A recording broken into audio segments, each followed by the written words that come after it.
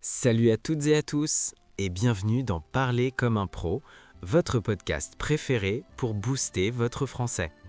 Moi, c'est Marc et comme toujours, je ne suis pas seul aujourd'hui. Et oui, c'est moi Chloé, toujours ravie de discuter avec toi Marc et surtout d'être là pour nos auditeurs. Comment vas-tu ce matin ? Je vais super bien Chloé, merci. Surtout avec le sujet qu'on a préparé pour aujourd'hui. Je suis sûr que ça va intéresser beaucoup de monde, tu sais ? Ah oui, c'est un sujet crucial, n'est-ce pas ? On va parler d'un moment clé dans la vie professionnelle et même personnelle de beaucoup de gens.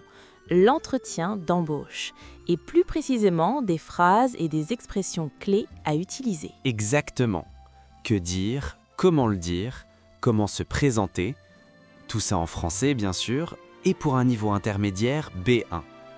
On va vous donner des astuces concrètes pour vous sentir plus à l'aise et, qui sait, décrocher le poste de vos rêves. On va couvrir les salutations, comment parler de soi, poser des questions intelligentes et bien entendu, comment conclure avec panache. Alors restez avec nous, ça va être très utile. Bon, Chloé, commençons par le début si tu veux bien.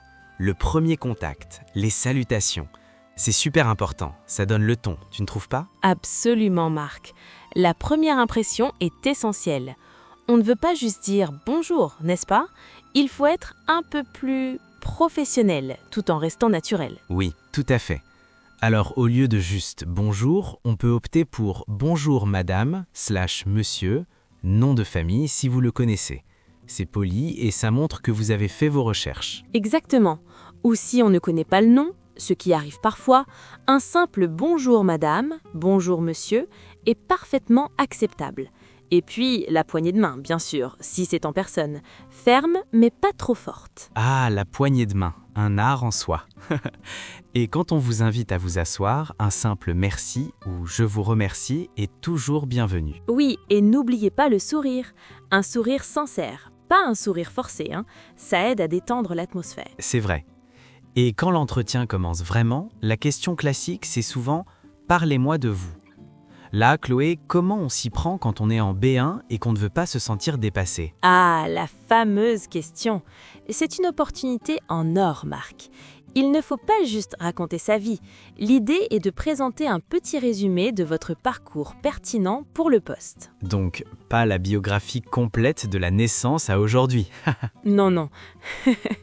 Imaginez que vous avez 1 minute ou 2.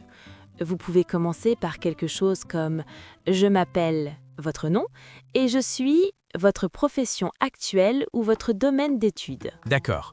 Et ensuite, on peut parler de son expérience. Oui, exactement.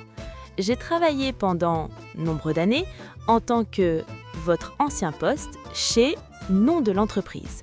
Ou si vous êtes jeune diplômé, j'ai récemment obtenu mon diplôme en votre domaine à nom de l'école ou université. Et pour montrer qu'on est motivé par le poste visé, c'est là qu'il faut relier votre expérience à l'offre. Vous pouvez dire « J'ai développé des compétences en X » et en Y qui, je pense, seraient très utiles pour ce poste de nom du poste. Ou j'ai toujours été intéressé par le domaine de l'entreprise et j'admire ce que vous aimez de l'entreprise. Ça montre que vous avez fait vos devoirs. Précisément. Et pour les aspects plus personnels, mais toujours professionnels, on peut ajouter « Je suis une personne qualité positive, par exemple organisée, motivée, curieux, et j'aime travailler en équipe. » C'est parfait. Des phrases simples, claires et qui donnent une bonne image. On évite les phrases trop complexes, surtout à ce niveau. C'est mieux d'être compris que d'essayer d'impressionner avec un vocabulaire qu'on ne maîtrise pas totalement. Tout à fait d'accord. La clarté est reine. Alors Marc, après avoir parlé de soi, il y a toutes les questions sur les expériences passées, les compétences. Comment on répond à ça ? Une question très courante, c'est « Pourquoi avez-vous postulé à ce poste ?» Là, il faut montrer votre motivation et votre intérêt pour l'entreprise. Oui, on peut dire « J'ai été très intéressé par la description du poste car… » Raison 1, par exemple, les missions correspondent à mes compétences. Et raison 2, par exemple, le domaine de votre entreprise m'attire beaucoup. Et si on veut parler de ce qu'on peut apporter à l'entreprise, on peut utiliser des phrases comme « Je pense que mes compétences X et mon expérience en Y pourraient être un atout pour votre équipe. Ou j'aimerais utiliser mes compétences pour aider votre entreprise à atteindre ses objectifs. C'est une excellente façon de montrer votre valeur ajoutée. » Et si on nous demande nos qualités et nos défauts, ça c'est classique. Très classique. Pour les qualités, c'est facile. Je dirais que mes principales qualités sont qualité 1, par exemple ma rigueur, qualité 2, par exemple mon sens de l'initiative, et qualité 3, par exemple ma capacité d'adaptation. Et pour les défauts, il faut être honnête, mais aussi montrer qu'on travaille dessus, non? Exactement. Ne dites pas « je n'ai pas de défaut », ça ne paraît pas crédible. Choisissez un défaut qui n'est pas rédhibitoire pour le poste et expliquez comment vous essayez de l'améliorer. Par exemple, parfois je suis un peu perfectionniste, mais j'apprends à déléguer davantage et à faire confiance à mes collègues. Ou par vent, j'avais du mal à parler en public, mais j'ai suivi des formations et je me sens beaucoup plus à l'aise maintenant. Ça montre une capacité à s'améliorer et ça, c'est très positif. Oui, c'est une excellente approche. Et si on vous demande « Où vous voyez-vous dans 5 ans ?», une phrase simple mais efficace est « Dans 5 ans, j'espère avoir évolué au sein de votre entreprise et avoir pris plus de responsabilités. » Ça montre de l'ambition et de la loyauté. Très bien. Et pour les questions sur les échecs, ce n'est jamais facile. Non, ce n'est pas facile. Il faut choisir un exemple où vous avez appris quelque chose. J'ai eu une expérience où, décrire brièvement l'échec, j'en ai tiré la leçon apprise, et cela m'a aidé à m'améliorer. L'important est de montrer que vous savez transformer un échec en opportunité d'apprentissage. Chloé, on a parlé de comment répondre, mais il est aussi crucial de poser des questions à la fin de l'entretien, n'est-ce pas? Ça montre l'intérêt et la proactivité. Absolument, Marc. Ne pas poser de questions, c'est une erreur. Ça peut donner l'impression que vous n'êtes pas très impliqué. Mais quelles questions poser quand on est en B1 ? On ne veut pas poser des questions trop compliquées. Non, des questions simples et pertinentes. Par exemple, quelles sont les prochaines étapes du processus de recrutement? C'est une question très pratique. Oui, ça montre que vous êtes organisé et que vous vous projetez. Ou comment décririez-vous l'ambiance de travail au sein de votre équipe ou entreprise? Excellente question. Ça vous donne des informations sur la culture d'entreprise et ça montre que vous vous souciez de l'environnement de travail. On peut aussi demander, y a-t-il des opportunités de formation ou de développement professionnel? Ça, c'est super, Chloé. Ça montre que vous êtes ambitieux et que vous voulez continuer à apprendre. Et si on a un doute sur une mission précise, on peut dire « Pourriez-vous me donner plus de détails sur la mission une mission spécifique mentionnée dans l'offre ?» Oui, ça prouve que vous avez lu l'offre attentivement et que vous êtes curieux. Mais attention, ne posez pas de questions dont la réponse est déjà dans l'offre d'emploi, ça, c'est la base. Ah oui, ça, c'est la base.